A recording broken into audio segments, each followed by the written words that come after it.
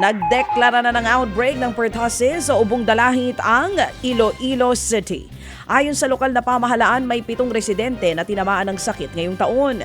Inaprubahan na ng Mayor's Office ang 16 million pesos na calamity fund para ipambili ng gamot at bakuna. Bago nito, una nang nagdeklara ng pertussis outbreak ang Quezon City. Blanco raw ang Police Regional Office 11 at Davao City Police sa kinaroroonan ni Pastor Apollo Kibuloy. Yan ay sa harap ng arrest order ng Senado laban sa founder ng Kingdom of Jesus Christ. Hanggang ngayon kasi ay nag-aantay pa rin ng Davao Police na matanggap ang kopya ng nasabing kautusan. Dapat din daw makipag-ugnayan sa kanilang Senate Sergeant at Arms para maiwasan ang gulo sa pag-aresto sa pastor. Una nang napabalitang nasa Davao lang din si Kibuloy na aminadong nagtatago. Ayaw ng pastor na lumantad dahil lumano sa banta sa kanyang buhay. Pinuntaan din ng News 5 ang ilan sa mga lugar sa Davao na posibleng kinaroroonan ni Kibuloy. Kabilang na riyan ang Prayer Mountain at KOJC Dome, pero bantay sarado ito ng mga gwardya. Iginiit ng mga pulis na walang foul play na nangyari sa pagkamatay ng 2 bata na nalock sa loob ng sasakyan sa Angeles City, Pampanga.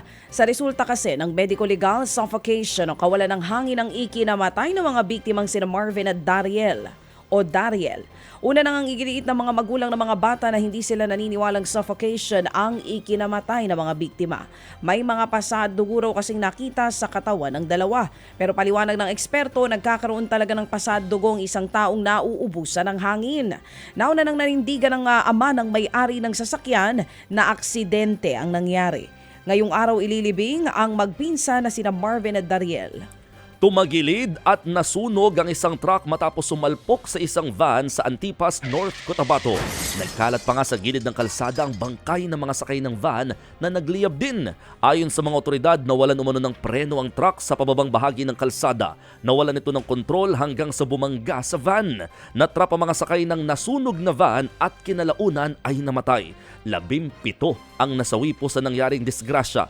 Isa naman ang nasawi. Hawak na ng mga pulis ang driver ng truck. Samantala, isang bus ang bumangga sa isang trailer truck sa Moncayo, Davao de Oro. Base sa investigasyon, huminto sa gitna ng kalsada ang truck matapos masiraan.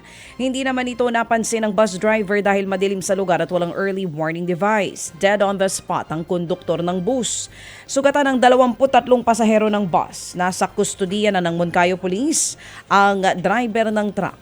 Ted Filon at DJ Chacha ngayon nasa Radyo 5 92.3 News FM Monday to Friday 6 to 10 a.m.